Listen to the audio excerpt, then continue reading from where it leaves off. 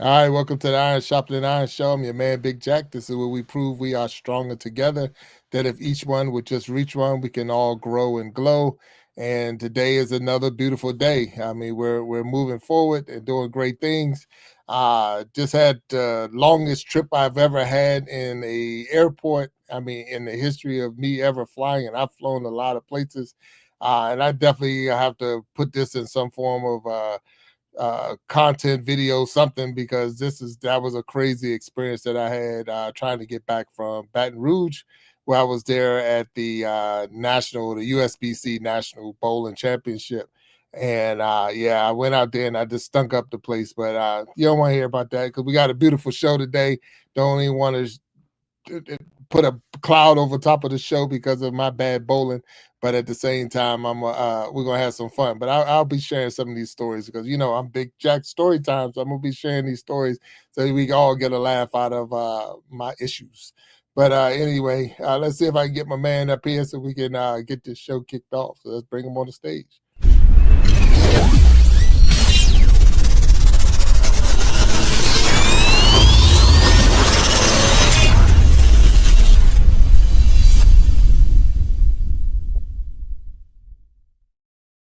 Walt Talks. What's up, my brother?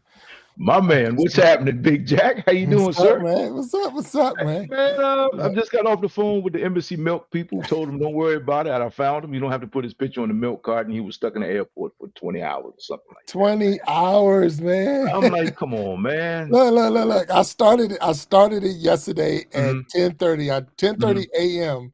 yesterday, which was Saturday. I mm-hmm, dropped my rental car off at the airport in Baton Rouge. mm-hmm.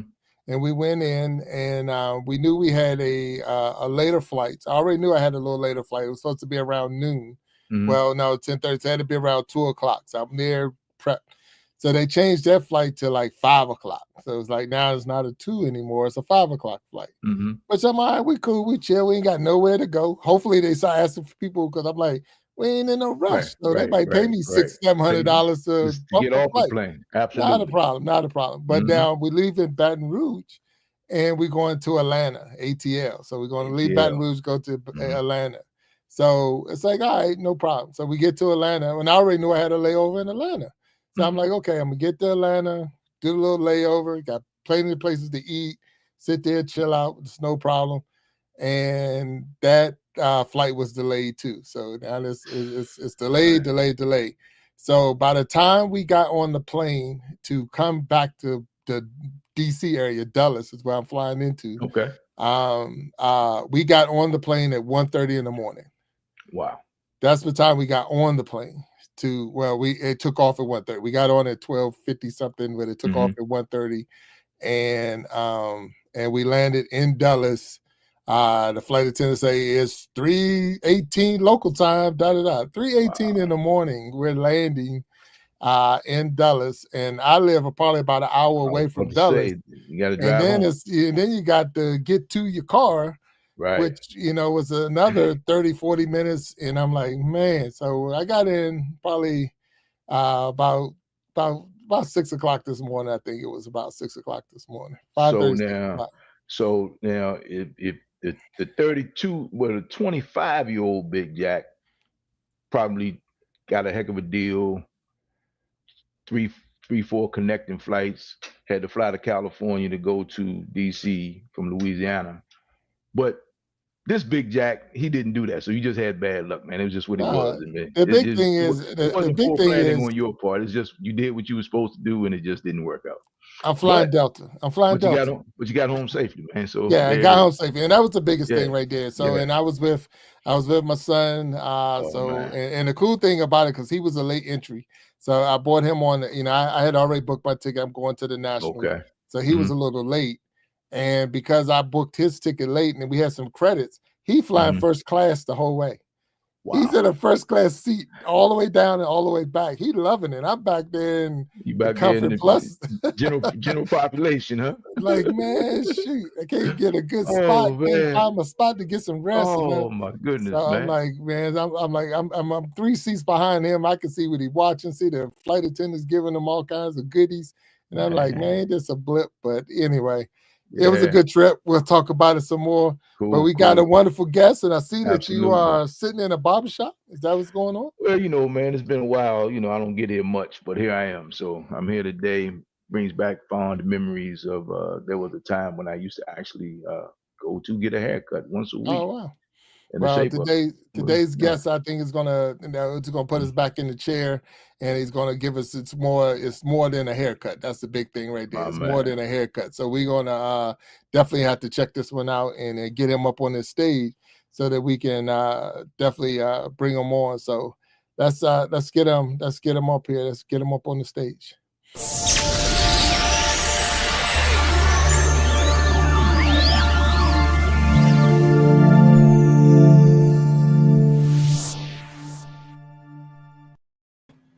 All right, well, welcome to the stage, my man Eric. How you doing, Eric? What's going on? What's going on, gentlemen? How are you all? Doing well, sir. Good, Hey. good. Thanks for having me on. Thanks. What a brutal story, man. I'm sorry you had to go through that, but I'm Hey, man, absolutely happy that you made it safely. Yeah. Take it We easy. love probably haven't even got to the best part of it yet. I'm sure there's more. Yeah, Oh, it's I'm look. here for it. I'm here for it. There was a lot more, but at the same time, Mhm. I'm not even going to complain about it. Like I said, I got Right. home safely. We Yeah. back, and I couldn't do. I wouldn't have thought of any other way. We got you here on the show. Definitely appreciate you Yep. being here. We're Glad gonna to be here, man. definitely be talking with you for the next couple of at least 45 hour whatever. You're going to give us a whole lot of insight. I want to recognize the people that just popped in, some people in the chat. So we're live on Facebook, we're live on YouTube, and we'll cut this video when it's over and put it on Instagram and TikTok. But I see Corduroy Brown is down there in the My chat. man. Just then he popped in for a second. So hey, Corduroy, how you doing? And thank you for Corduroy. showing up. Elaine Smile is out there. B is dropping the links in the back. Everybody know. And I see some other people I have never, Blessed Through Connection is here. That's a new channel that's going out, and Ziva soon. So I'm even never, but so just want to make sure we recognize all those who are here and supporting the Iron Sharpening Iron show. And we got you, Mr. Lewis, Mr. Eric Lewis, and so I just want to make sure I get this right. So you're originally from Milwaukee, Wisconsin. Milwaukee, Wisconsin, exactly. Wow. So, you're like the first person I ever met that said they were from Milwaukee, Wisconsin. The first person that would admit it, huh? Yeah, well, that might be it. That admit it. Yeah, So, originally Milwaukee, Wisconsin, man. It's been a long time since I lived there, though.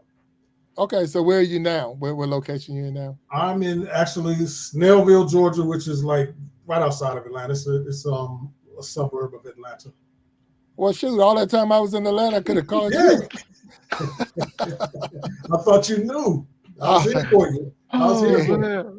Yeah, look. It was funny. Man. I'm in the airport, and you got one passenger trying to get everybody to protest and go get a hotel. Like, this is wrong. Like, come on, man. Whatever. Right. I was tired of hotels. Plus, I said I got family down here in this Georgia area. I won't be in a hotel tonight. That's for sure. Mm-hmm. But yeah, so that's cool. What's up that you down in Atlanta, and you see we got the backdrops with the barbershop. So I see. Is that something you know anything about, or we off? Oh, y'all look better than me. That's perfect. I hadn't worked in a salon like that, a barbershop like that in a minute, but that's perfect. Those are some nice looking shops, dude. Okay, you might need to go visit. Okay. Well, I do. I know I need one. So I'm looking all rough and tough and all that good stuff, man. So I'm well overdue for a day at the barbershop, and I love going to the barbershop. So is that your profession? Is that what you do for a profession, or? That is my profession for the last 30 plus years. Oh, wow. I've been doing it for, I've been blessed to be able to do it that long and have some very loyal clients. And yeah, that's what I do. Okay. All right. That's what's up. So what first inspired you to become a barber? Well, we got to go way, way, way, way back. I remember, I have to say this because I'm one of 7 boys, right? Okay. I won't even mention my sisters, but my dad used to cut our hair. And I can remember how fast he used to cut our hair. It was that buzz cut, and it was painful. Next, that style. So when I got around, I guess 12, 13 years old, it started, become interested in girls. I'm like, no, I can't be having this look. Lo and behold, my oldest sister, she would happen to be cutting hair, you know, doing the shear cuts and all that stuff. So she started cutting my hair. And then, you know, I decided that I wanted to learn how to cut my own hair, because I can do a better job than her. So I thought my neighbors saw me cut hair and they wanted me to cut their hair, and here I am. So I just started way back when I was 13, 14 years old. I started cutting my neighbor's hair. So never we're knew gonna say it would be a profession, but that's when it got started. So we're gonna say the inspiration was the girls, or I didn't want no more pain with the buzz cut. All of it. All of it. Okay. All of it. I wanted my dad out of my head. So was your dad former military? Because that sounds like a military style. No. My dad was not military, but he was militant, but he wasn't military. I got you.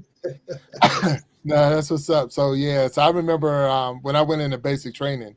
So I went into basic training pretty much just like y'all haircuts. And that pissed the drill sergeant, that pissed them off. They were upset when I got in because they didn't get to cut my hair. They didn't get to, you know, everybody get that cut. And so they made me stand at attention the whole time that everybody was in there getting their cut. So and that's people think, well, that's nothing, just stand at attention. Standing at attention, it can be hard after a while. So you're talking, you know, 40, I think it was 40 something people going through, and I'm standing there at attention the whole time in Fort Sill, Oklahoma, in the hot sun, because I have already taken away the joy of having them cut my hair. So that was also have the kick me sign on your back at that point, right? Oh yeah. That was the problem, child. You have that on your back at that point, man. Yeah. Like, oh, you're gonna come in bald head. I got you. Yeah, we got you. We got something. So, for you, man. But I love that style. So now what does it take? So did you start when you was in Wisconsin? Did you start when you was in Georgia? When did you start your Well, y'all gonna make me go there. I started, like I said, I started cutting. I didn't even know what I was doing back in the day in Wisconsin. So professionally, I went to school in North Carolina, right in Charlotte, North Carolina. So that's where I was really started, in Charlotte. Okay, all right. Yep. So and I guess it's like a barber college, or how does a barber become a barber? A barber other than just saying you want to do it. I mean, a barber becomes a barber several different ways. You can become an apprentice, just go right into the shop and work a few hours and become a barber underneath a master barber, or you can go to a barber school for a set number of hours. Each state has different requirements for the amount of hours that you have to take to become licensed in that particular state. But I actually did not go to barber school. I went to cosmetology school.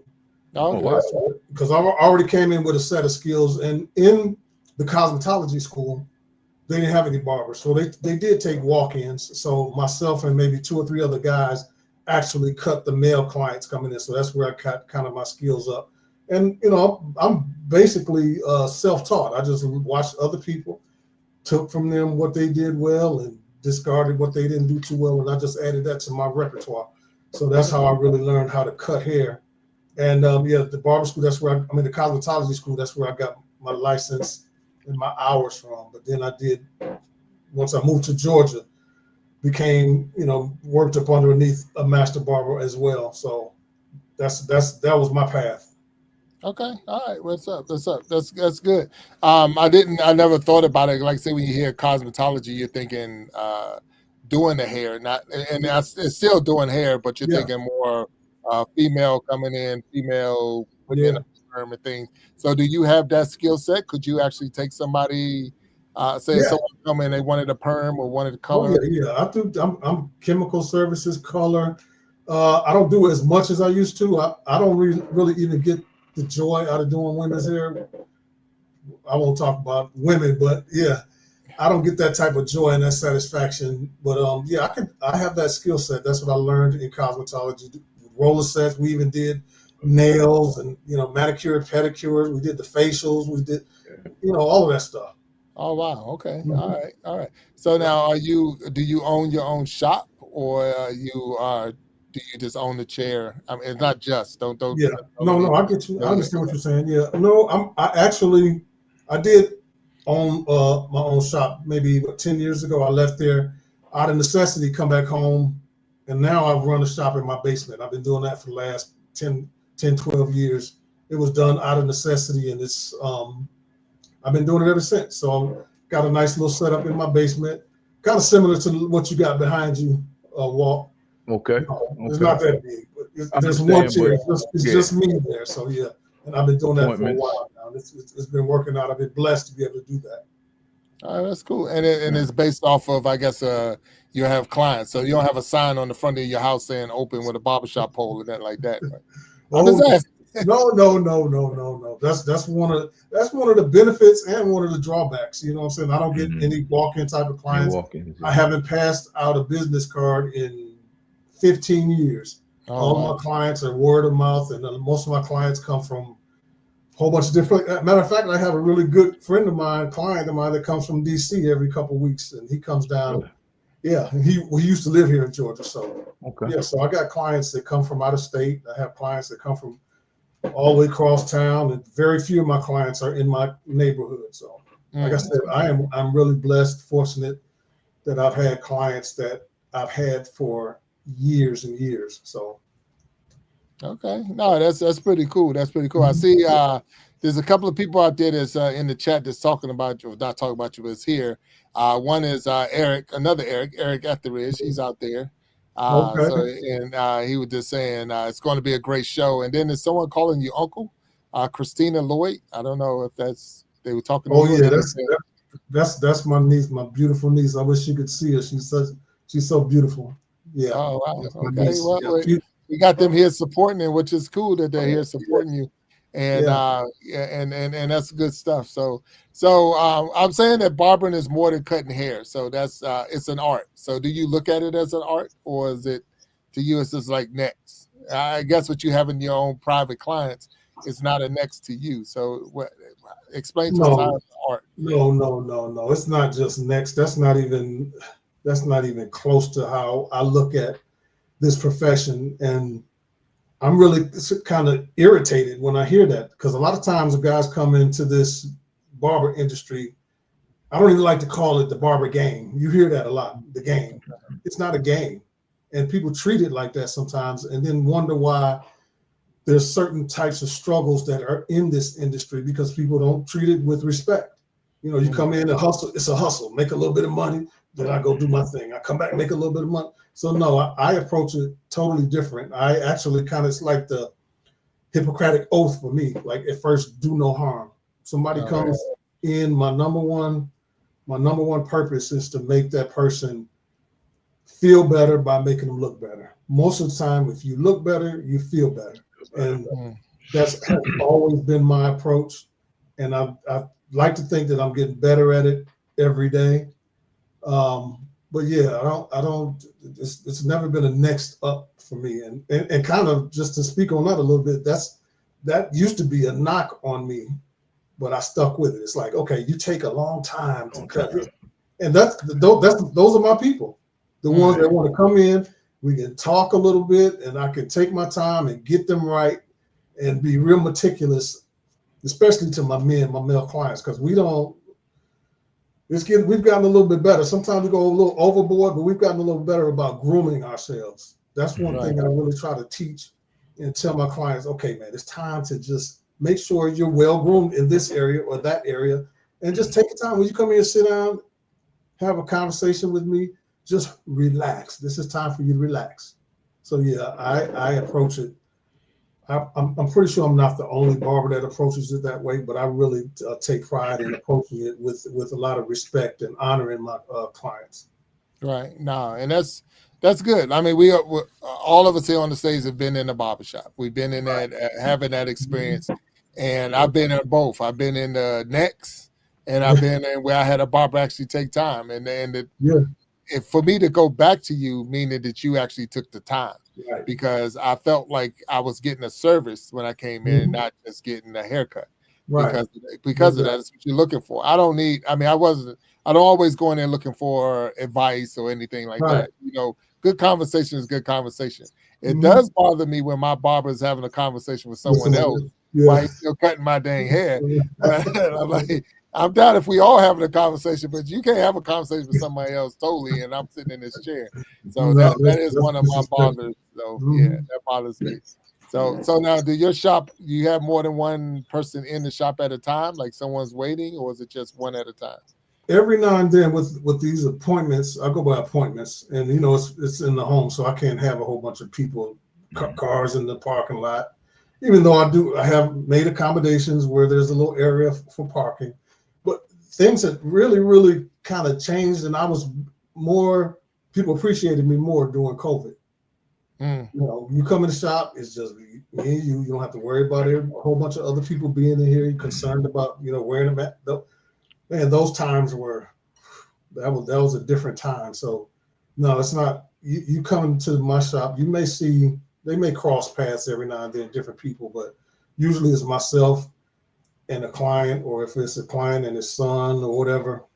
So more often than not, there's only one or two people in there with me.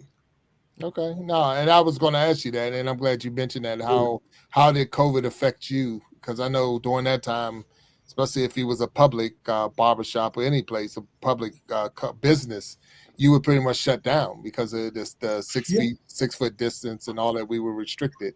So Man, for you, Atlanta don't believe in shutting anything down. Okay, but I really have a testimony to that, man, because when COVID came and this is my profession, I cut people's hair. People were still working, even on Zoom calls, people wanted to look good on Zoom.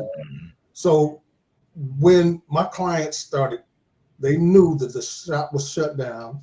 They knew that they weren't doing really, started sending me money here. I know they just started sending me, Zelling me money, Cash Apping me money. I know you probably hurting for this. So that's a real testimony, man, that I'm so blessed to have clients like that really thought about, hey, man, this is his profession and he's not working right now. So I know he probably needs some income. Right.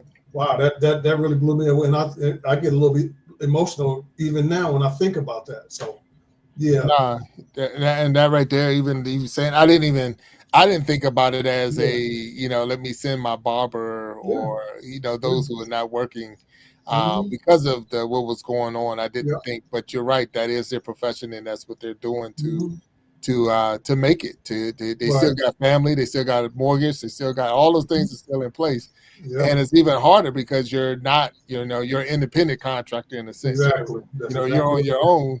So if you're not going to do it, you're not going to get it like, work from home. Well, I am working from home. I was working from home before the COVID. Exactly. But now of course, I still had to get out and do some other things to make some money. But that was just a blessing, man. Oh yeah, that is cool. That is cool. So, Walt, you got something? I know you've been a minute since you've been in the barbershop. But I do miss the barbershop. I still go in every now and then and talk trash. Even when I was working, my office, we called it the barbershop because that's where everybody's coming. Yeah, I had a little commissary in there, man, and everybody used to kick it. But shout out to your dad, man, because you looking at the hair chart, you went to number 6 and you walk out with the cravatus, man. So he said, yeah, whatever. It got you, man. So, but 35 years in the business, you say? 30? Yeah, it's 30 plus years. You got your PhD in psychology, family counseling, mentoring, sports, the whole 9 yards, man. I mean, you do it, man. I mean, that's what it is. That's what it is, man. And those people who come to you, especially by appointment, they want all of that, man. You may be the one person they can talk to and leave it all with you, and knowing it's not going anywhere else. You won't hear it again in the street, man. So right. I salute you for that, man. That's a heck of an opportunity and a heck of a responsibility. And it sounds like you stepped right into it, man. So good for you. Thank you, man. And I do take that seriously, man. As a matter of fact, just before COVID started, I started a mentoring company. Really had done a whole lot with it, but just because of the reason you said, I said, I'm already doing this stuff right here. I'm counseling, I'm mentoring. I always got, and it's a joy to give back, to add value to other people. But I also get fed too, so it's not just a one-way street. Yeah. Yes, sir. Yeah, that's a big. Like I say, you don't. You know your clients, Yeah, and you know a lot of their situations. I'm sure you got people from all different professions that come to you. yeah, So while you're having those conversations, you're like I say, you're eating too. You're like, hey, wait yeah, a minute. exactly. But to have a real conversation with a person, and the thing is, you have their full attention. Yeah, I mean, Yeah, undivided attention because of the yeah. fact you got their hair in their hand. Especially when And I they pull ain't that walking out razor that out. chair. Yeah, they ain't walking up Oh off that man, chair yeah, until it's done. Right. Yeah, yeah. yeah. So yeah. So can you share, I guess, a moment when a client was feeling like low or stressed and you were able to help them out? If it, and you don't have to call no names or anything like that, but just, to No, put it out there. this is a good one. I don't mind sharing this one. This young lady that I've been cutting for a while, and she was having she married, uh, two children, and her husband just up and left. Mm, So she was having a real hard time. Had her mom in the home with her, and she came, and I could tell she was pretty low. She was feeling like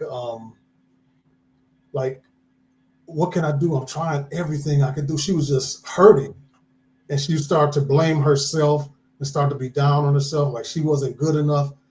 And I just had a serious talk with her because I had grown to know her and really like her. She's a good person. I just had to tell her, look, don't do that to yourself. mm, You are a great person. I don't know what's going on between you and your husband and all that stuff, but you're a great person. You got all these major responsibilities. You're doing a great job. It's just encouraging her to mm, keep your head up. And she left that. I'm glad to say she left the barbershop with a smile on her face, and I was able to lift her spirits. And I've become one of her biggest confidants and one of her biggest supporters. So yeah, that story right there, that's just one of many. And I've had people coming to my. I guess we'll get into that, but yes, that's a good story right there. No, no, that's good. So I'm looking in the chat where Lakeside Laura made a comment. She said her poor hairdresser was there when she got the call that her dad was getting ready to pass. So I Mhm. mean, you don't know what's going. Like you say, you're coming in with everything.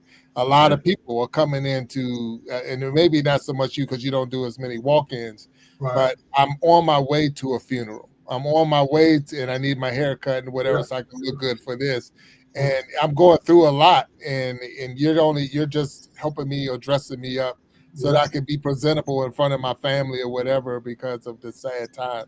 So those are definitely some of the things that you will face as a barber, and I'm convinced. I mean, even with this show, I was like, it's more than a haircut. It has to be more than a haircut, and I appreciate you sharing with us that it is more than a haircut because of the fact that Yeah. yeah, that's what started the conversation. That was Yeah. starting the relationship. But from there, for a person to keep coming back, and like you say, even driving from another state or coming from another state, is more than a haircut. So that's huge on your part. So Yes. I And, applaud you and on that. yeah, and let me just say this too, because it gets the barber game looks a little glamorous, right? From if you're on the outside looking in, it gets glamorous, and you're trying.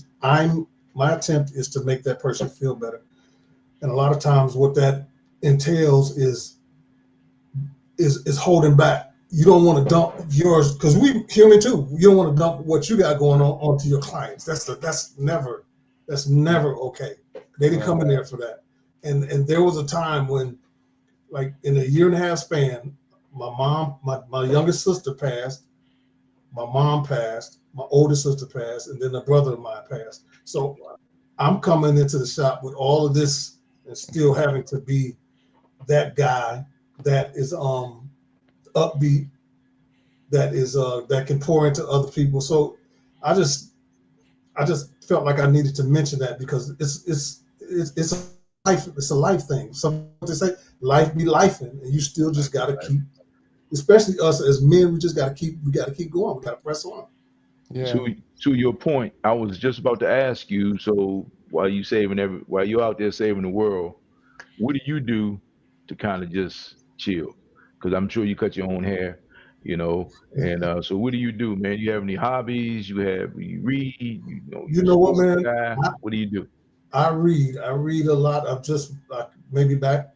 the last 3 years or so, I started getting into a lot of health, self-help books and just things like that. And every now and then I got brothers, we go fishing, but really that's the one thing I really don't have. I really don't have a consistent hobby.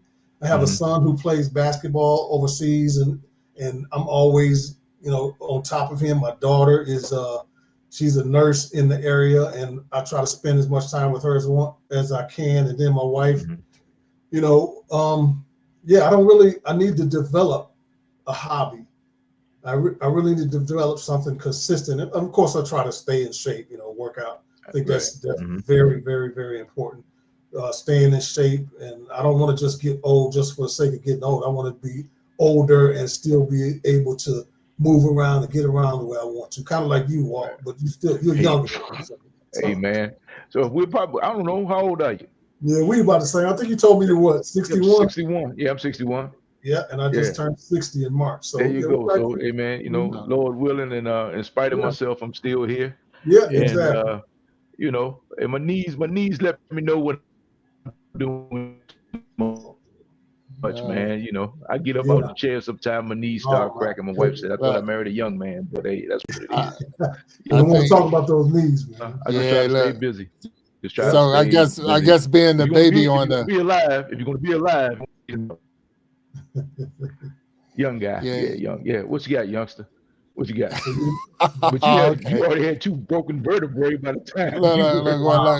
Whatever. Yeah, but being the young guy on the stage with y'all, so I mean, y'all gonna have that moment of time and all, you old men up there, but it's all good. Yep. So I appreciate y'all. So, but we got Anthony My Time down there. I wanted to say hello to him. He's in the chat, and I seen Niecy Jackson, Patricia White, both of them down there. Yep. So it's something that popped up. I just want to share this while we real quick, Eric, because it popped up, and I just want to share with the people that's in the chat. I didn't know that YouTube, and maybe I don't know when they started doing this, but I noticed this in another show. They rank the people as they participate in the chat. So you'll see if you look on the YouTube, and if you're looking in the YouTube and people are watching this, they see a crown next to their number or their name, and it has a number 1, number 2, number 3. It's ranking them on how they participate. And at the end of the show, it'll say who's the top participant, the second and third. Okay. So keep going, because I see we got some 1s and 2s and 3s up there. So thank you all for participating. If you haven't hit that like button, go ahead and hit that like button up there. And if you're not a subscriber, please subscribe to the my Big Jack Storytime, my channel, so that you can see more shows like this, the Iron Sharpening Iron Show. And then today we got a friend of mine here, Eric Lewis, which was he was a pass on, Walt. So what happened was my best friend in the world, Eric Etheridge, said, "Hey, I got a guy you need to have on your show." I'm like, all right, whatever, man. Like I told you before, if Eric sends him, I'm talking Eric Etheridge, Triple E.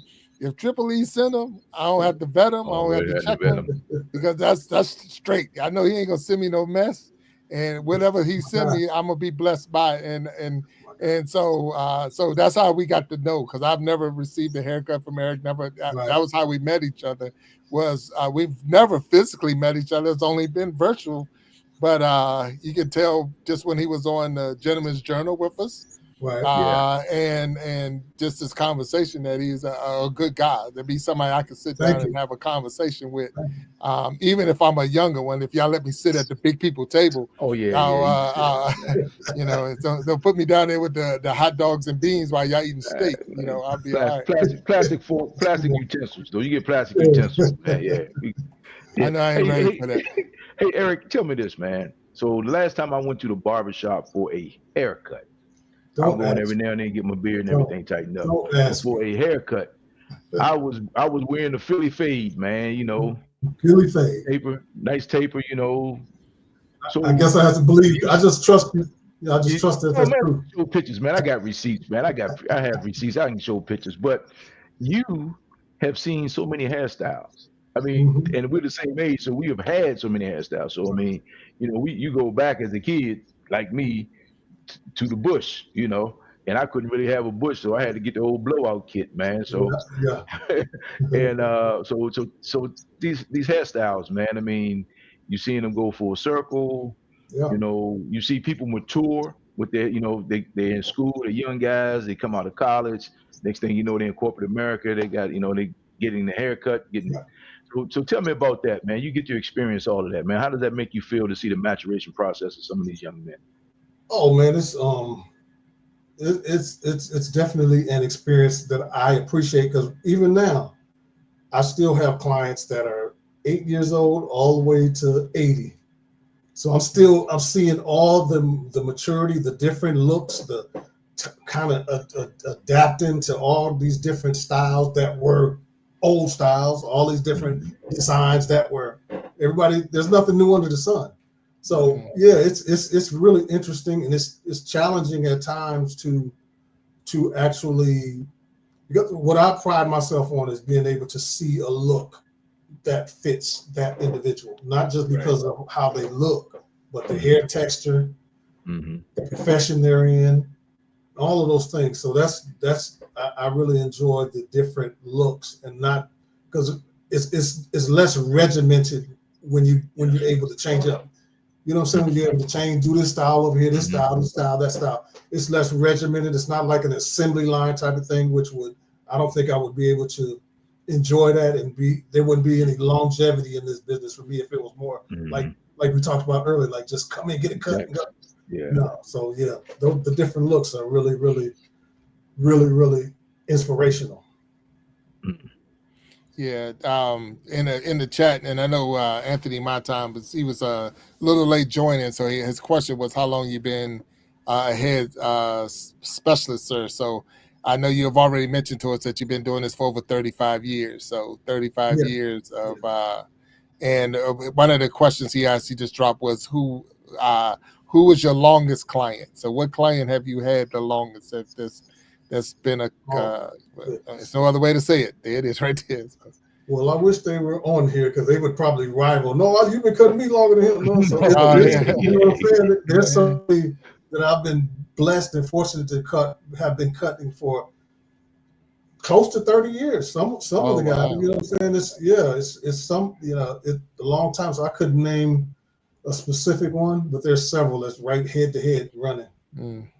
So. Good, yeah. No, so two things I like to ask when it comes to comedians and barbers. So I always like to ask comedians, have you ever been booed? And the honest ones would tell you, oh man, I bombed, my first 2 shows or whatever. Yeah. But I know for a fact, as a new barber, there were times you sat in the shop and nobody would get in your chair. So do you remember the first time somebody trusted you enough where you could actually start getting regular clientele? Was like, oh man, Joe said in Eric's chair, I'll go get in Eric's chair, because I don't trust Eric until I see Eric cut somebody's hair.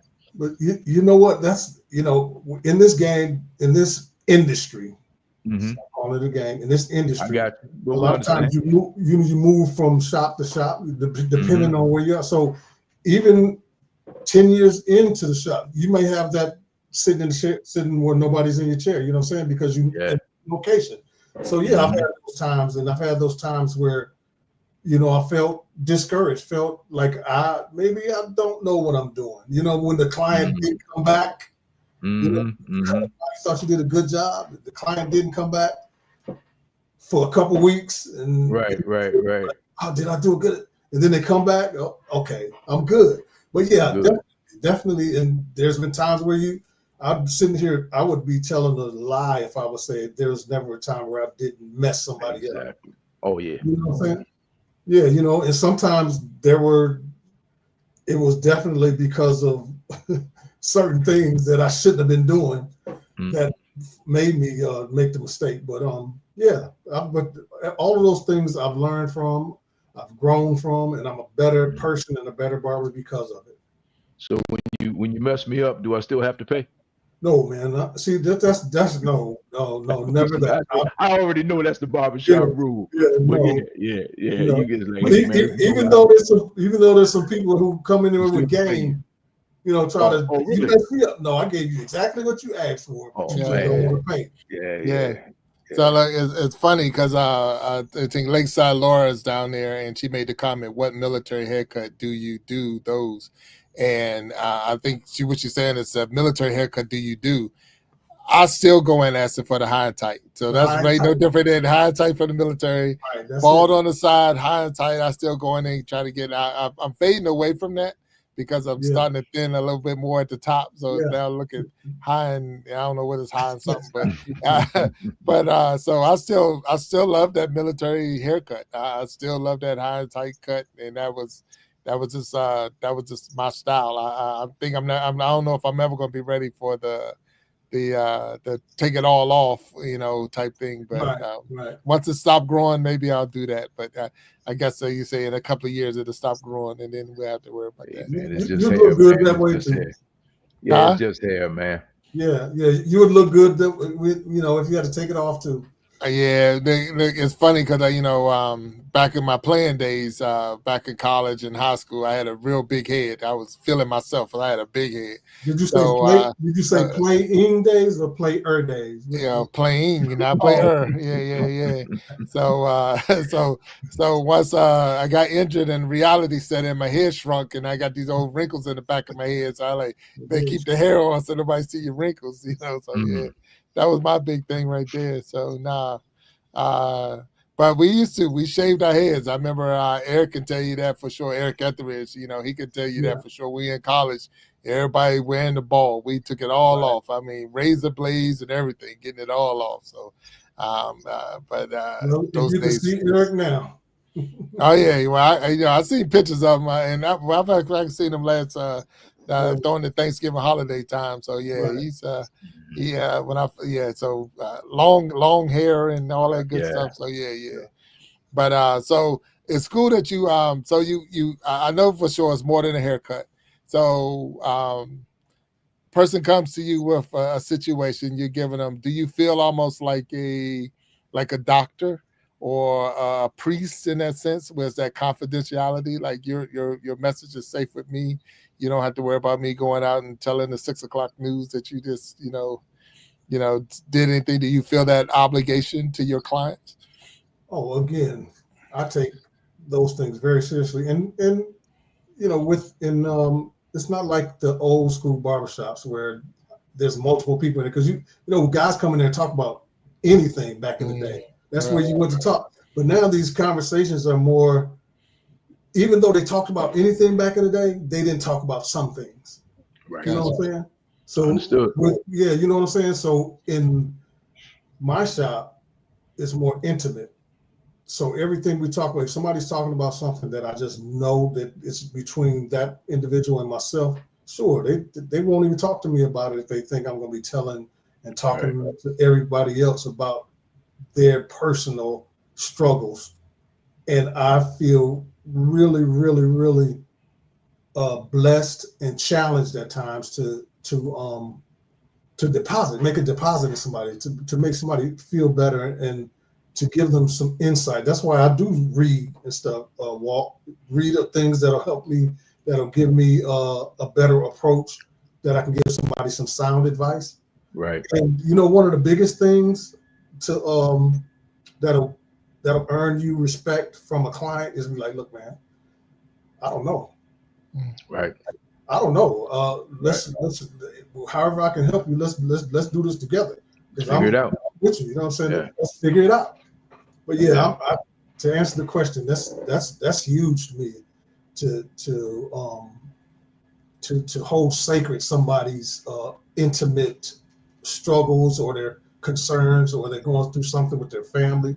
Like you said earlier, Big Jack, like there may have been a death in the family or whatever. You know what I'm mm. saying? People come to the shop for more than just a haircut. So you you 100%. But you go ahead, use the Walt. word deposit. That's a great Mhm. segue. Not talking, finances per se, but to the young guy who thinks he said it's all glamour and glory, right? To Mhm. the young guy who wants to be, I don't want to work for anybody, I want to be my own boss. Explain how much is involved to be an entrepreneur. You're responsible for your taxes, you're responsible for your retirement, you're responsible for your health insurance, you are responsible for your upkeep, the upkeep of your home. all of these things, man, that people just, they count people coming through the door, they multiply that by what you charge them, and they see your gross. But people don't think of your expenses as an entrepreneur and just the time that it takes. You know, even the wear and tear on your body. And like I say, you keep yourself in good shape because, you know, if you didn't, man, you'd have bad feet, bad legs, the whole 9 yards, you know, so hip problems and everything. So explain that, you know, explain what really goes into being a barber behind the scenes that a lot of people don't really see. Sounds like you a barber. You got it. You said it Yeah, all. man, but you got to I think with it. know. No, That's you're the one right, thing I Walt. wanted to do. I wanted to be a barber because Oh, you really? know, I had a job, so with 3 days off, I either wanted to go to be a barber or bartender. I drove a limo, but I always Okay. liked service stuff, man, because I like to get good service when I go out, Right. and I like to give service when I when with people. But also, and I'm gonna let you answer this question. But also, what you got to understand, what people don't understand, is like, hey man, there's a downside to everything. And Everything. you have to be passionate because money will not sustain you in the long run. Money doesn't do it. It just doesn't do it. And people No. don't get that. And so explain that to, especially to the young guy that's thinking, oh man, I don't want to do, you know, I'll just be a barber, make the money, man. I see all the cash and I see how much he's getting for a haircut and I can get it done. But that's not always the case. So explain, share that with our listeners, please. No, Walt, you are exactly right, man. You touched on so many great points and things that guys, girls, whoever comes into this industry need to understand. It's not about. It's not even about the skill set. Of course, you got to get good at what you're doing. You got to get Right. good with the clippers, but you got to get good with people. You have to be good with people. And I say this all the time to people sitting in my chair. It don't matter what industry you're in. This isn't even just singular to the barber industry. Who are you becoming? Right. Who are you becoming? And what type of traits do you need to gain to do the things that you say you do? What type of integrity does it take for you to stand on your feet 12 hours a day? Because a lot of times Yes. when you first starting off, you're going to be standing on your feet or you're going to be sitting waiting for people. Yes. You said it, well, it's got to be more than just this is glamorous. Do you love it? Do you enjoy what you're doing? Are you depositing in people's lives? What are you doing to invest in yourself to become a better person, a better barber? Are you investing that time into your growth? And Continuing education. And speaking of education, when you go into, say, you mentor kids. So when you're talking to a high Mhm. school kid and he hasn't connected the dots between education and being a barber, and some of the best barbers you knew coming up couldn't make it out of theory in cosmetology and That's in right. barber school, Right. right or That's wrong. right. They You're couldn't right. get the books done. So they could cut hair and do hair and wet Theory sets is and part of it. dry sets and all of that, but they could not get through the theory, and which is the book, and that's the mandatory to get your license. So you have to be able to read, write, comprehend, and And uh, and and, that's one of and the you need that. that's one of the main things because it's not just like you said, people just see the on the outside looking in, they just see the work you're doing. They don't understand that theory, sterilization, sanitation, all of those things you need to know. You need to Yes, nobody you need to be ready for when the state board comes in there and say, okay, this right, isn't right, that isn't right, or you're gonna get fined, or we can shut you down, and all those things. right. You have to know all those things. And what I've defined for myself over the years is what is actually a good barber or a good stylist. It's not somebody that just has skills with their hands. Are they prompt? Are they considerate of other people's time? Are they investing in themselves? Can you come into the salon and it's clean? Are you walking into a barbershop where a whole bunch of riffraff is going on? Right. Are you coming in and they smelling like weed? Because you know Right. that's a huge thing. That's a That's a huge thing. huge thing. Yeah, Guys, you come in 100%. you know what Yeah, I'm saying? Do they care about their hygiene? right. You know, because those little small things like that they'll garner you more people. Even somebody is more likely to allow a barber to not give them a great haircut, but they got all these other things they'll deal with until that barber grows. They say, Right. I stuck Say, with them until and even with that, when you're talking, is because that turned me off a couple of times, different yeah, barbershops. yeah, Because the big thing is, I was bringing my kid. I Right. was getting my hair cut, and my son was getting his hair cut. And I'm like, I shouldn't have to explain to my son everything that just happened in the barbershop. I do know that there's conversations that happen. I'm not Right, there. right. But it's like you say, the why was he late like he's late, or why was he, the way he talked and the way he was this and that. And then if you have to explain that to your child when it's all said and done, it's like it's just easier for me not to put you in that situation. I Nothing. mean, I wouldn't do Exactly. that nowhere else. So you're not the Mhm. only game in town. Not to call it a game, Right. we talked about that. We You're not understand. the Mhm. only one, but it's like if you were my doctor, I would find another Right. doctor. If you was my lawyer, I would find another lawyer. So you're my barber, I will find another barber. Now you And I'm might be glad you good at said your that. skill. You're good at your skill, but at the same time, it's a whole package. It's not just the haircut. But go ahead, I'm go glad ahead. you said that too, because that's the level that I would appreciate the barbers in this industry to think of yourself as a doctor or law Right. or a Right. lawyer. And 100%. you can't expect the clientele or the public to treat you a certain way if you're not treating your own profession that way. No, that's good stuff. That's good 100%. stuff. Yeah. No, and one of the things that I know you might have crossed that path in your life, and I have a younger barber, and before him, they were all younger than Mhm. me, but I know they were trying to buy their home, they were trying to buy a house, Right, and what they didn't have was any credit. right, They were making a lot of money doing what they were doing, but they had no way to Right. show it when it was time to buy a house. right. They couldn't show their income. A lot of it was because they wasn't reporting everything, so that makes it a little Mhm. tougher. So that makes it a little tougher. So, what advice do you have for someone who's in the profession, and but you still want to do things? You want to buy a house, you want to buy a car. How do I balance all of that where I report what I make to a point, and so I can build my credit and all for homes and cars and all the other things that you need. Well, it's you just have to have some integrity. Okay. You have to have some integrity and character about what do you really want. Because this statement here, a lot of you say, I want a house, right? Right. Want some stability. I'm ready to raise a family. I'm ready to get married or whatever. A lot of people give up what they really want for what they want right now. That's Mm, true. You know what I'm saying? So if they would just make sure, because I didn't always do this, I'm not going to sit here and act like I've always did things the right way. Right. Make sure you do your taxes. If all of that Right. stuff is in line, you're right on schedule. You're laying the groundwork. You're laying the foundation to be able to document things and take it to the bank or wherever the mortgage Right. company and it can be done.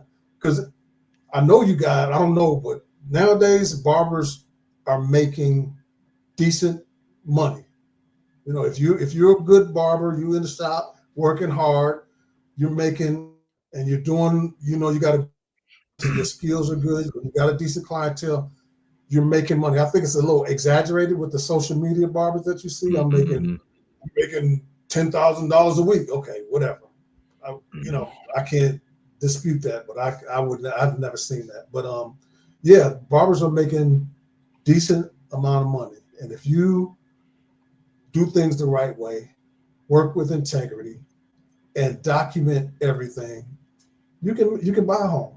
You can take the paperwork to the bank, like I said already, and you could be eligible for a home. Now with You me, know, go ahead. mhm. No. I'm sorry. Please go Oh, ahead. you go ahead. I'm good. No, I'm saying we're from an era where the barber, the cab driver. I mean, well, the barber especially, the cab driver. These guys were pillars in the community. They Right. were well respected. Yep. They were entrepreneurs.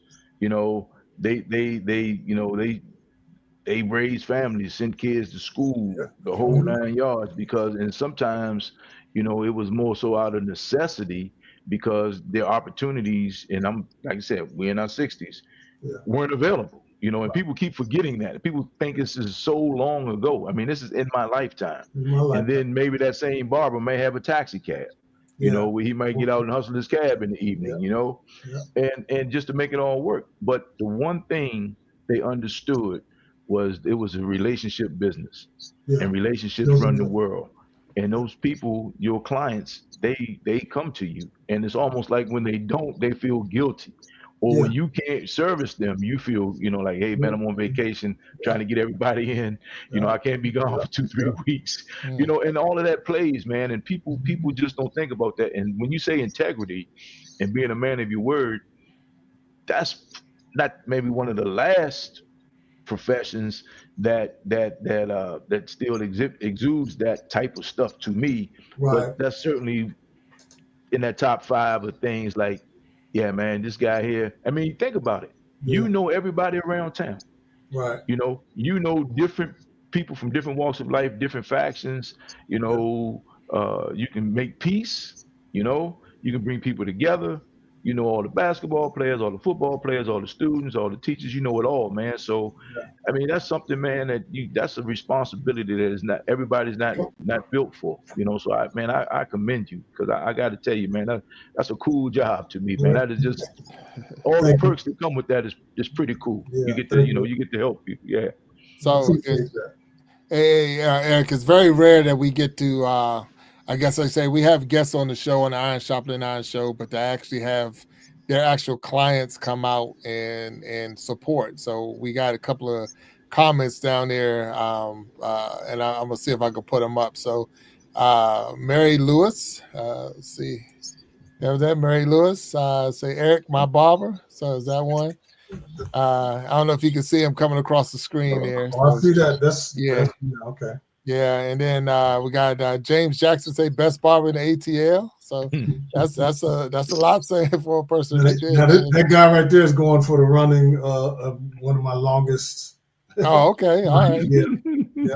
What's that? James. So Thank even you, James. Q Barnes, and he's not one of your clients yet, I guess, if we could say. I'm gonna just use that word "yet" in there, because if he's down in the area, he might come by and see you. Okay. But he was just talking about the level of commitment has a direct correlation with Yes. longevity, and that's just in being committed. And like I say, I'm more invested in you as a client than I am in your haircut and your hairstyle. Right. It means a lot to me when I go get my haircut that I don't have to tell my barber what I want. He asks me, but he already know me. He knows, we doing the same thing from last time. Yeah. So, just knowing what your people want, knowing what they're, that's this is this person's style. It's not like I'm the first time I showed up and this is the first time we ever come together.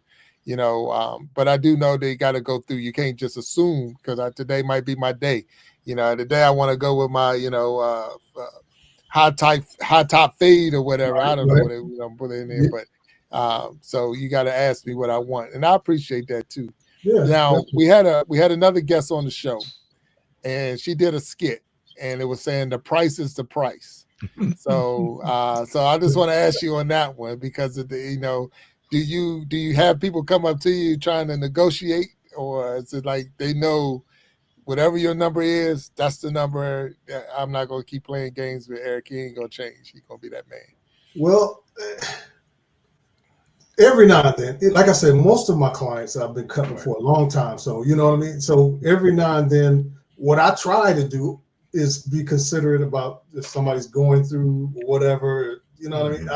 So I'm flexible. I'm flexible, but time it's usually, no, I don't get that as much as I used to. All right. Now that's good. I'm glad to hear that. Now, here's the thing. Technology is changing. We know that. Do you believe there's going to ever be a time that we don't need a barber, that they can actually put a computer or a robot to, they got a car that can drive itself. So to put a robot there and program this person's haircut, do you think we could get to that? Now, you won't get the conversation, but you'll get the haircut. Oh, they might get conversation too. I mean, you know what I'm saying? They may get the conversation. With this AI stuff, I wouldn't put it past. And people will try just about anything. Yeah. Well, they really will. But the only problem with that is they wouldn't have somebody to complain to. They wouldn't be able to get that. You know what I'm saying? You know what I'm saying? You ain't gonna turn around and be like upset with the, you know what I'm saying? The robot. Yeah, I think it's definitely a possibility of that. Yeah. When we spoke about, because they used to always say, the barber, y'all never have to worry about not having a job. Okay, who was saying that when COVID came? COVID, yeah. So I would to say the same thing, but you never know. You never know. Technology is It's changing So rapidly. I seen some people was getting bullied out there in the chat with Nightbot, and I'm not sure where the Nightbot came from. I don't think I have it on. I'm not sure where it's coming from. So I do apologize to anyone that's in the chat today watching this show. That Nightbot might have blocked you in any kind of way.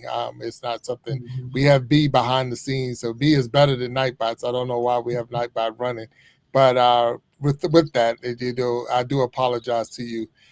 Kendall, let me see what Kendall Lewis made a comment. Can I get a cut? So is that I don't know if is that any relation to you That's my or son. That's my son. That's oh, my okay. So you need a cut. My man. That's say you need a cut, right?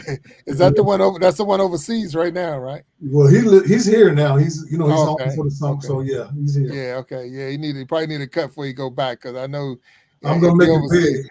Yeah. I got you. I got you. That's all good. That's all good. So, but it's always good to have, your specialty. And one of the things I'm asking, and I would say, what advice would you give somebody that was getting ready to get in this game? What advice would you give somebody that's coming out of high school, coming out of even college, not sure, what advice would you give them before they took on this journey? We mentioned a lot of stuff, so I know some of it's already been shared, but I just want to see what advice. Right. And one of the biggest pieces of advice is count the cost. You don't even and it's not as simple as you think. To be prepared to give a lot of hours to your skill set, and then, like I said earlier, it's about who am I becoming? What type of person does this sort of thing that I'm trying to do? What type of traits do I have to gain to become the best barber I can be? About integrity. Why am I doing it? Ask yourself, really, do a deep dive. Look, and this is one thing I talk to, and my kids know this too. I would tell anybody this is like, take a look at yourself in the mirror. The eyes are the soul. You can lie to everybody all the time. You can't never lie to yourself. And ask yourself honestly, why am I doing this? Is this something I can see myself doing for a long time? And do I want to do it for a hustle? Or do I want to be the best barber that I can be? Ask yourself those questions. Ask yourself those questions and then understand what it's going to take, what type of person I need to be to do this. Because it's not as easy as you think. There's a lot of sacrifices that come with this. Yes. There's a lot of sacrifices that come in barbering, and be the type of person that cares about people. If you really care about people, you're setting yourself up for success. But if you really don't care about people, you're doing it for a hustle, you're setting yourself up for failure. And always be ready to invest in yourself. Right. Respect your time, man. You have to respect people's time. I mean, that's something just basic. If I have a such and such appointment, I'm setting my day up around the time that you give me to come to get my appointment. So, I don't need, oh man, can you hold up, man? Cause Big Jack, man, he's a big tipper. I'm going to tip you, but Big Jack is really going to tip you. And just hold up, man. So that plays too, So yeah, and I got out of the barber's game as far as going to the barbershop getting a haircut right around that time. Yeah. So it was changing, man, and I used to go in the middle of the day. I mean, that's my time was the middle of the day. I wouldn't be Walmart, the barbershop, Costco. You won't catch me at gunpoint on a Saturday morning unless I had an appointment. Even when I go get a shave, just to shape up. My cousin has a shop. Hey, cuz, I need to see you first thing when you come in the door. I'm waiting for him to come through the door. I got coffee for him, So yeah, yeah. Now, Eric, you were saying that the way to get in to be a barber is you go to school or you could be an apprentice. Do you have anyone studying under you right now, or are you just Lone Ranger? I don't have anyone right now. I just had a guy maybe just a few months ago. He didn't see this. Here's the thing. Some people just they don't want to get their license. They just want to know how to cut better. And I had a client of mine who really just wanted to be able to cut his kid. It's kind of counterproductive because he's taking my clients. You know what I'm saying? Instead of bringing them to me, he's cutting them up. But you can't stop. That's similar to like a shade tree mechanic, right? They learn how to cut. They don't take they learn how to work on cars. They don't take their car to the mechanic. They do it themselves. A lot of people go to Walmart, buy them some clippers, and they cut their kids on. Just trying to save them some money. So yeah, I just recently had an apprentice, but you know, I developed a program for him, specifically for him. If it was someone that wanted to become a barber, get their license, it would have been a little more intense. Right. But I developed a program specifically for him. He purchased his clippers and everything. So yeah, that's a good question. I'm glad you asked that, because that is an opportunity, and to give back more to other people, to add value. So yeah. So let's answer the $1 million question. You have let's say you're not working out of your house. You have a shop, 10 chairs, no, 5 chairs. That's about average, right? Yeah. Do you booth rent or do you work on commission? I'm coming out. How does that go? I mean, that's been like the argument from forever. So how does that go?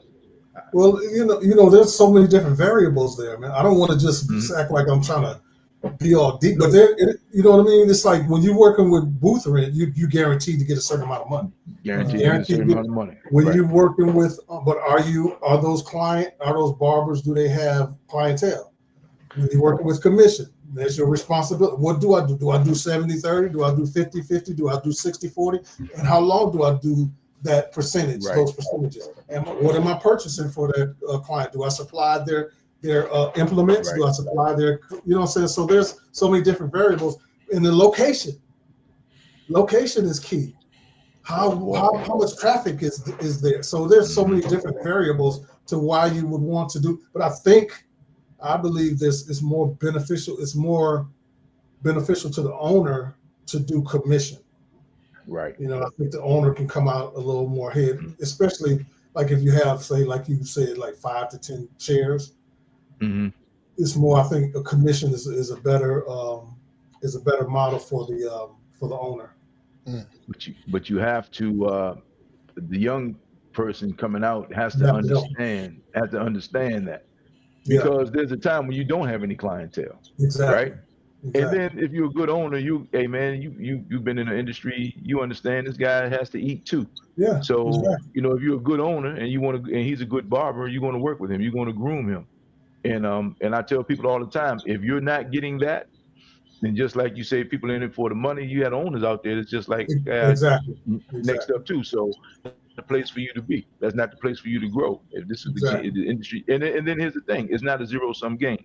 Right. So if I come into business one day, hey man, you got a chance to really pour into me. You want to show me the game, right? There's that word again, but that's what it is.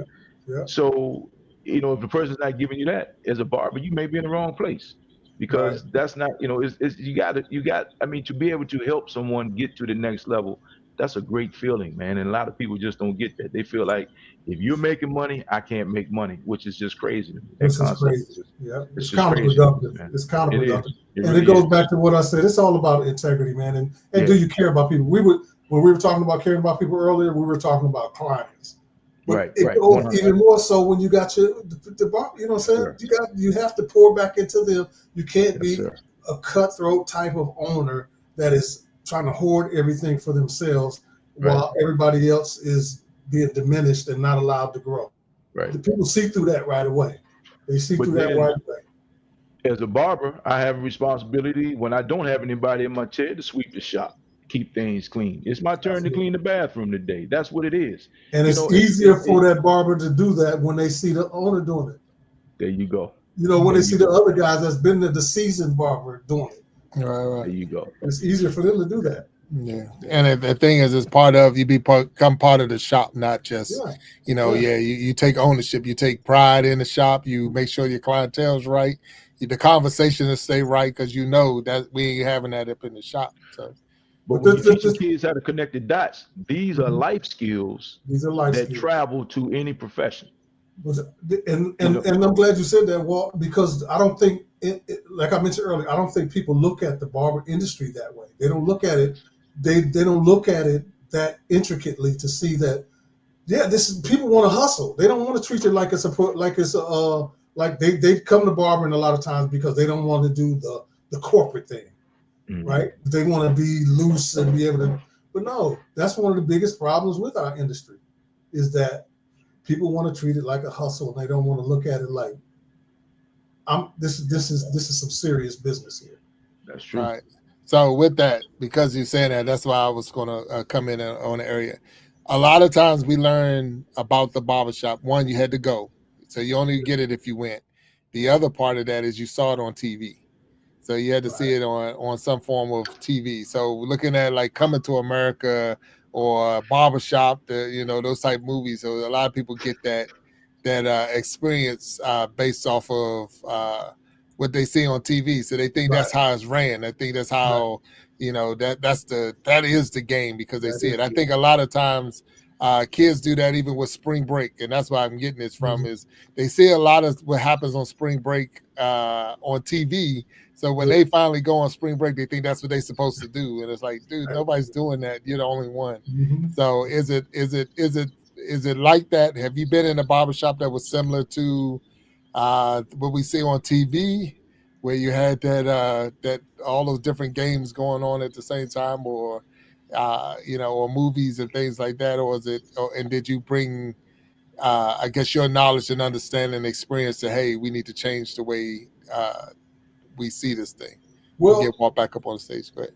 Yeah, well, let me say this about the Hollywood and movies and shows. They don't do much original stuff. So they do take some realness from that. So there's some actual things that you see going on in the movies when they're portraying a barbershop. That's actually real. They do actually happen in the shop, in the barbershop. So to answer your question, yeah, some of that is real. Some of it is exaggerated. Like when I think about the barbershop, the Ice Cube, what was that? Whatever movie that was. Unfortunately, the drama that you see, the bickering between the barbers and the personal life and all that stuff, that's real. Right. Actually, so I've worked in salons when I worked where there was women's in the salon doing hair and there were barbers in the salon doing hair. I worked in the salon where it was 10 all male barbers. So I've seen the drama. And that's one of the things that being at home, I was glad to eliminate that, not running from it, but I noticed that there was a level of peace that I was able to obtain because I didn't have to deal with the drama of the barbershop. And then certain types of conversations that I have to share this with you because this is so real. One of my clients said to me something that was I took it as so profound, is that he said to me that the barbershop is a place where young men go to learn how to cheat and treat with women and cheat on their wives and cheat on their girlfriends. Because they go to the barbershop and the men will tell them what to do, pat them on the back when they know they have a bunch of different women, know they're cheating on their wives and all that stuff. So that's a place where, sure, there's confidentiality, there's a safe place there, but I wouldn't tolerate that. Right. If I know no, man, you can't. I'm not the person to share that with because I'm gonna be like, yo, man, you don't do that. Oh, that's not. I'm not applauding that behavior. You know what I'm saying? So my client said that to me, and I'm like, okay, yeah, I can see how dysfunctional at times we can be as men in the shop, and not hold other men accountable for their actions. We applaud it. Yes.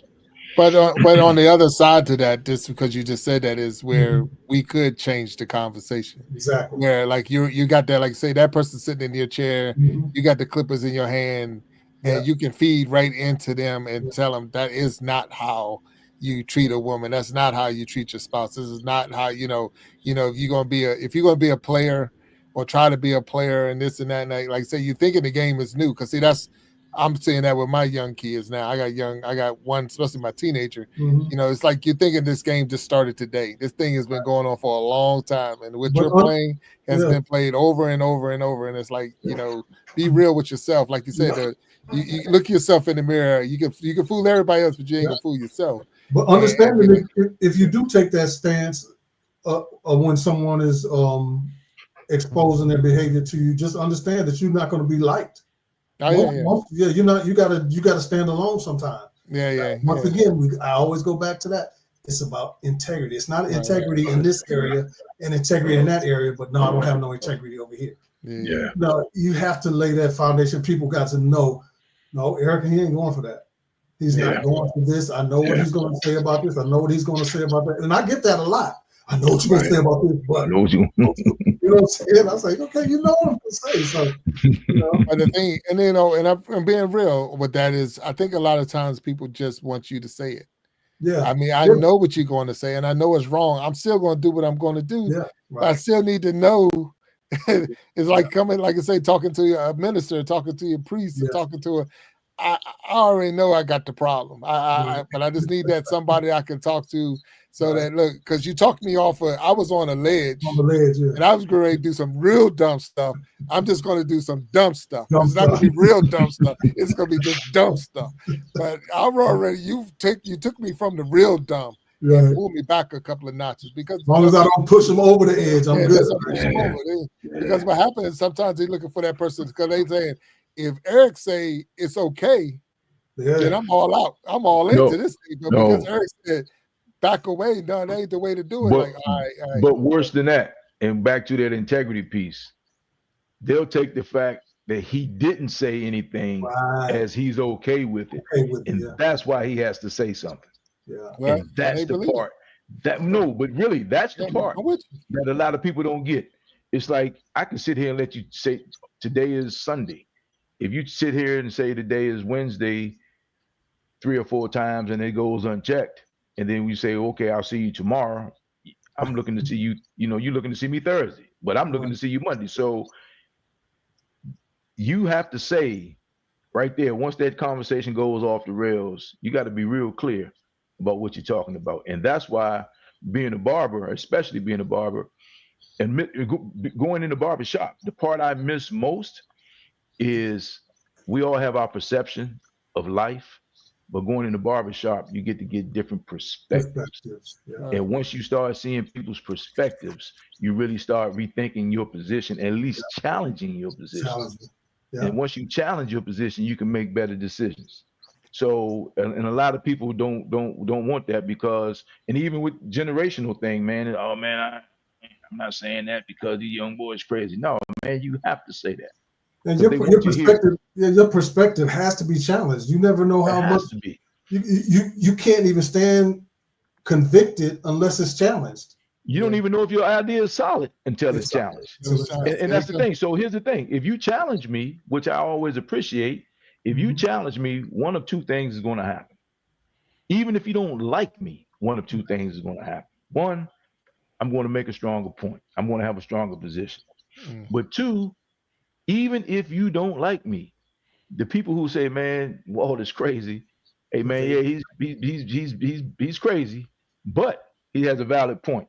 Now you become my advocate, because it's been challenged. So people take the fact that you being challenged as disrespect. They take it as being, oh man, you challenged. No, man, because you're using low calorie logic. I needed to make sense.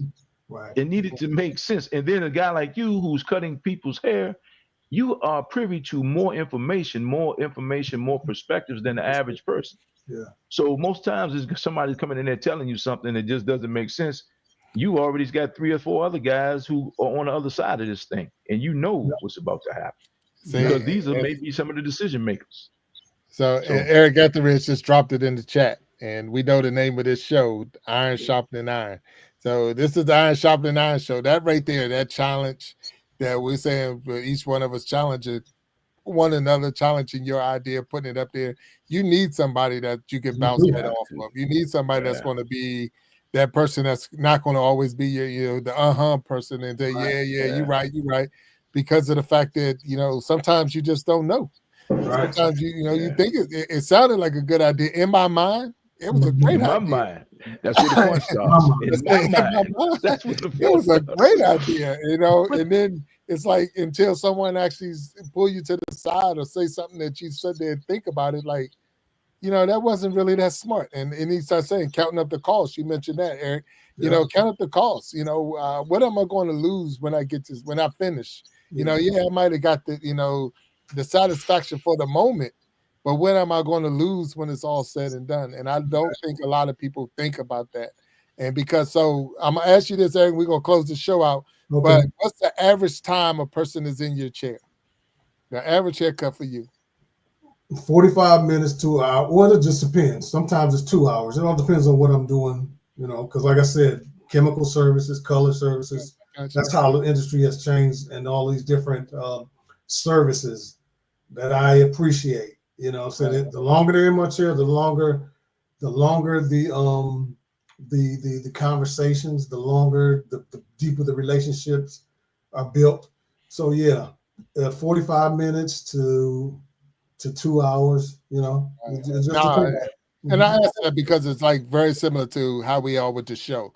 For Yeah, 45 minutes to an hour, hour and a half, right, we got your attention. We're right here. We're having this conversation, and we can be real with each other. I mean, right. we didn't cut any corners today. I mean, we go off of we're having a conversation, but Right. at the same time, and it was a civil conversation. We Yeah. weren't sitting there yes, fussing at each other and cussing each other out. You're wrong. You don't know what you're talking about. Right. I know it gets like that up in the shop too because we Well, I got was some gonna say that to Walt one time, but I want to keep it simple. hey He man, said something crazy. they say respect your elders. Respect your elders. You got you about hey 1 year, man, right? hey look, we got action, man. Let it go, let it So go. bring it, huh? I mean, because here's Yeah. the thing, I'm liable to repeat it again. Right. So the fact that you took the time, you respect me enough to check me, and back to our earlier conversation, our earlier point, hey man, that right there tells me that okay, I can respect this guy. Because yeah, I don't. This is what I hate, man. I was going to say something, but Right. man, and now here I am, man, all sideways in jail, locked up, broke, whatever the Right. case is, based on divorced, based on a dumb decision because Yep. you didn't respect me enough to say, at least say, I don't know, man. You may want to rethink that, Yeah, think that, So man. yeah, Look, rethink and the that. thing is, I always look at it like Mhm, this, and I'm coming back from it, and I know Walt, you saying, and because you're talking about with the mhm. firehouse, I think a lot of stuff is locker room talk. So a bunch of guys in the dang locker room talking like how life is on the outside to people that just don't know how life is on the How outside. Like life is that, on the outside, they are yeah. not really doing that. Really, they're not. Mhm. That is stupid. Right. Don't do that.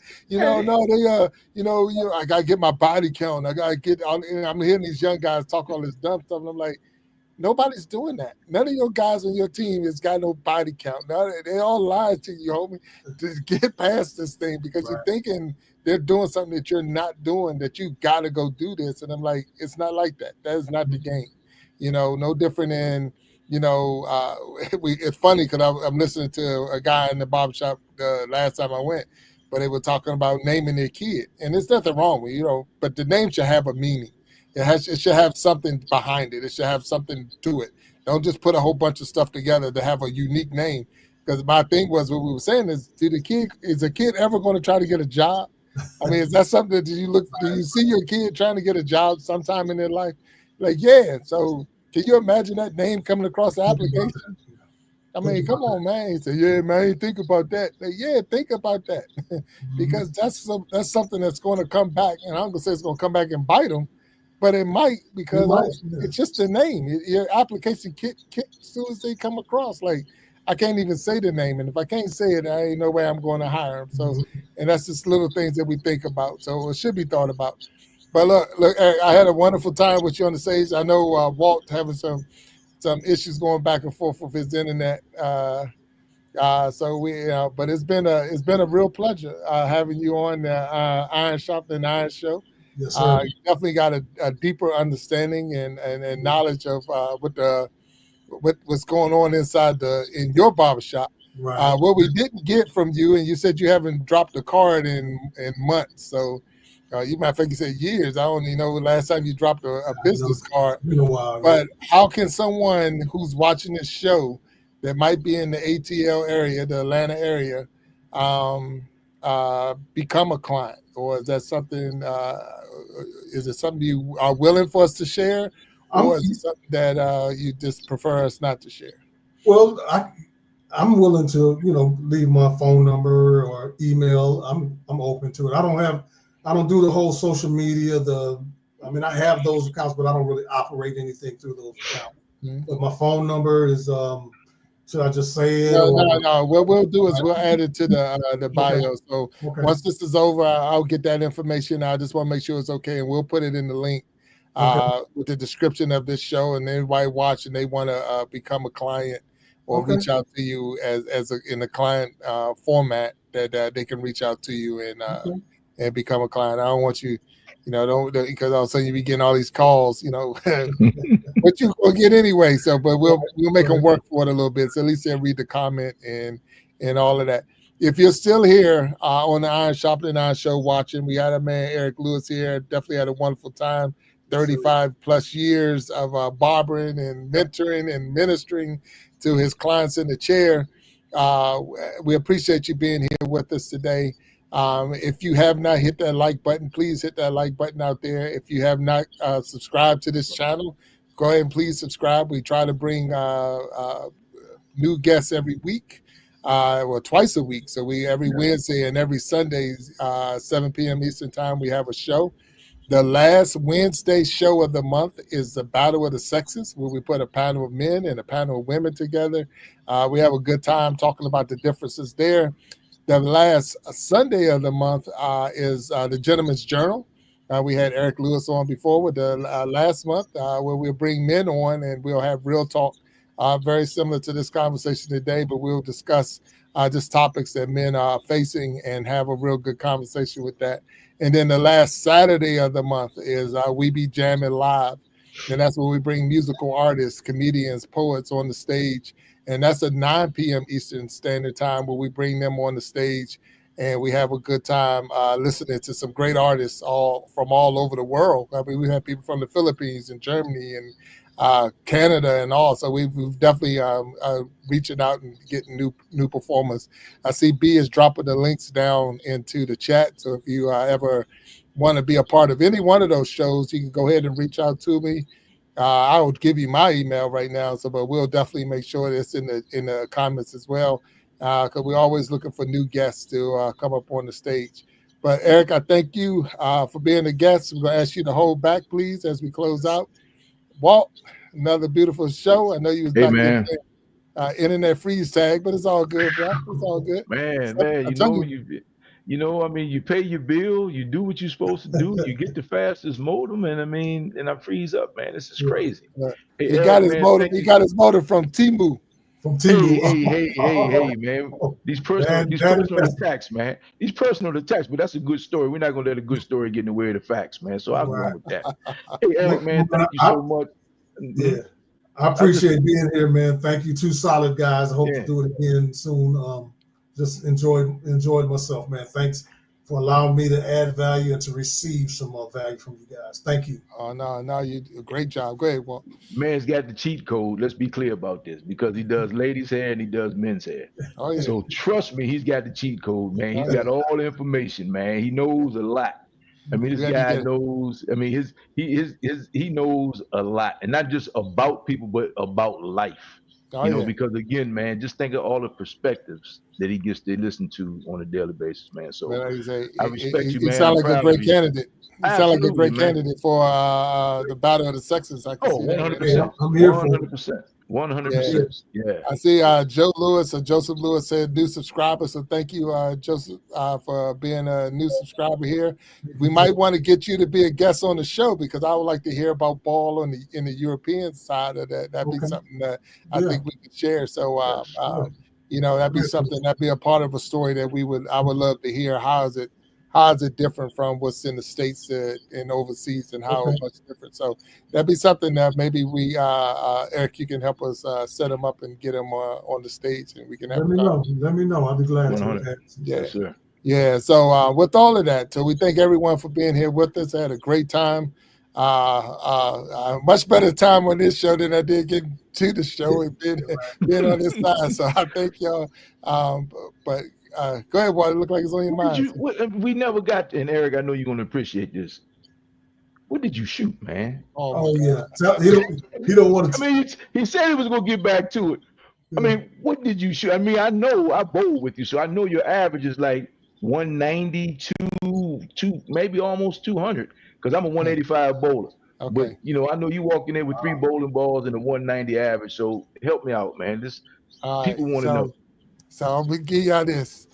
That was the worst display of bowling I have done in my I would say in my life. I think Oh my god! I was, if they would have put me back in the youth league, and I'm talking the youth league with the bumpers, I probably would have did okay Wow. because Oh it was man. rough out there. I was in the and you bowled 9 games. You bowled 3 games as a Hmm. team, 3 games in doubles, and 3 games in singles. As soon as I walked in there, I came in with a 190 average, like you said, Walt, and they re-rate you as soon as you walk in the door. They like, with this shot, you're a 162 Tough based off of house. your average. That's how they change Wow. the shot that's on it. So what they put Wow. on the floor, they're saying you're not even going to get your 190. So don't even think they're going to put you at 162. Wow. So I'm like, all right, 162. All right, what could they throw at me? Wow. I never got 162 out of 9 games. So out of the 9 games, Oh man. I never got to the 162. And 8 of those games in the 8th frame, and there's only 10 frames. In the 8th frame, I was sitting in my seat saying, if you don't do something quick, you're not going to get 100. Wow. Wow. And I'm not even exaggerating. Not even Now, exaggerating. now, Eric, Not even exaggerating. for perspective, Eric, we bowled on the same team a couple Right. years, and we would get on each other about not having 100 by Yeah. the fifth frame. By the Oh, fifth By the okay. frame. fifth frame. Okay. By the fifth frame, it's like, hey man, you got to have 100 by the fifth frame so we can do what we need to do. And you telling me by the eighth frame, you were still struggling to get 100. I That was looking at sound that. like me. Look, I'm sitting there. Man, I'm bro. sitting there. If it wasn't going to cause people's shoes to stick to the floor, I'd have just went on the straight cry and let the puddle sit right underneath of me because I was hurt. Oh And look, man. and the sad part is I got my youngest son with me, so he's sitting up in the Oh stands. He's man. sitting in the stands watching me. The Oh night man. before, he actually we went and did a practice round. I went and shot this Man. 2 games just to see because I'm coming off an injury, but not making excuses. I bowled, and he beat me one of the 2 games we did in practice. So Right. I'm sitting here like, well, I should just put my name on your name and both of Man. you. I wish he would have because it would have been So better than what he's I sitting did. over there sad, having to say, "That's my dad." I get Yeah, it, man. man. So I'm Embarrassed. like, man. So All right, so man. Appreciate you that's sharing that's that, man. I'm yeah, sorry to throw you that's under the a bus, but I knew there had to be another story behind it because I've been man. around you for a long time. Look. And the travel from Washington D.C. area all the way to Louisiana to not even show up at all. I'm talking, yeah. If I'd have just took that money and donated it to somebody, it would have been much better than what I just did. I get it. Yeah. So yeah, me too. So this is the real confidence boost tester right here. Did you get in any of the pots? Yes. Oh man, so you really thought you were going ready to do your thing? Oh, Okay. I look, hey, shoot, I Okay, so I couldn't mean, have you were moved. ready. You felt like you were ready. You got in the No, pot. You came to bowl. Here's Okay. the sad part. Here's Okay. the sad part. When it was all over, I was checking to see how I made it in any of the pots. My son, he understood. Oh, He like, can we just leave? You didn't can't we do just leave anything. me and do nothing, man? Come on, man. Cut it out, man. If your Yeah, you 100 welling. won anything, something wrong. So my Oh. lowest game was 107. I actually had a shot at 107. Now, Wow. for the people in the back that don't know Big Jack, how many 300 games do you have under your I got belt? 6 300 games. Six 300 games. I Six mean, the perfect guy is games. good. Yeah, perfect I got games. 6 perfect games. Wow. Yeah. I carry a 190 average. Yeah, he was our anchor man. I'm But the guy that comes to the bowling alley. I'm the C student. I come to the bowling alley. My ball is in the locker. I roll some practice balls. I roll my 3 games. I put my ball back in the locker. I see you next week. Jack is the guy that's practicing. I carry a yeah, 185 average. Jack yeah. is the guy that's practicing 2, 3 balls. Man, he's talking about the shot. That's my coach. So yeah, man, it Uh, happens, man. It happens. Yeah. I couldn't figure it out and I couldn't get out my own way. And that was one of the Yeah, worst it things. happens, I just man. couldn't get out of my way. So I went with guys that I knew but I didn't know. And that's the big see. That's what we was talking about, that barbershop talk or that conversation. Had I had Eric Etheridge, Q Barnes, or Walt there, they'd have probably slapped me upside my head and got me on track. But as soon as we stopped laughing at you, we probably would have gotten the people I was with was just like, well, as long as we just have fun. Like, you're losing it. I'm not having fun. This is not fun. Hey, it may not be comforting right now, but the best thing about that story is you're gonna be able to use it to help somebody else. 100%. Oh yeah, like I say, look. What name one word you got out of that tournament? Humbling. Yeah. I am definitely. I'm looking at it because here's the thing. A lot of people. I took 15, 20 years off from bowling. So I bowled when I was younger. So 15, 20 years is a big difference between I'm 54 now. And so now when you was 30 something years old, you was able to do what you muscled through and this and that. Yeah, I'm not muscling the ball like I used to. So with that, because of that time off, the shot has changed and, the mentality has changed and all of that. And you still think you could do what you was doing when you was a kid. It's like, you can't do those things anymore. You got to come better than what you did. So, but anyway, I'm, there you go. Man, there you go, Walt. Brutal, man. There you go. Hey, man, I appreciate you sharing, man. Thank you so much. Next year it's in Reno. So it's in Reno. The 2026 championships in Reno. Never been to Reno. So I want to go out there. And this time I'm going to take my bowling balls. I'm going to ship them like, the right way. But I'm also taking my golf clubs because if nothing else, I'm going to get a good round of golf in. I'm not going to just go out there and then I had the 19 hours in the airport. So, hey, it's all good. It's all good. But Eric, we're going to ask you to hang over with us just a little bit. Walt, thank you again. Everybody that's out there, all the new subscribers, thank you for subscribing. Everybody hit that like button. Thank you. Had a really good conversation with my man, Eric Lewis, and everyone that was in the chat today. We thank you for everything you've done. And Q Barnes, you know that. I see what he said, man. Look, my wrist is already bad, and when it's sore, I had to get a cortisone shot just to go bowl in this tournament. So you already know that. In the words of Big Jack, hey, man, once I put my shoes on, strap it up, put my gloves on, whatever, none of that matters. So I understand. That's why Q had to say it and you didn't say it. Because that's what it is. It's like, look, I'm good. But thank you all, and we'll see you Wednesday, 7 p.m. Eastern time on the Iron Sharpening Iron Show. Have a good night and have a good week, everyone. Thank you. All right.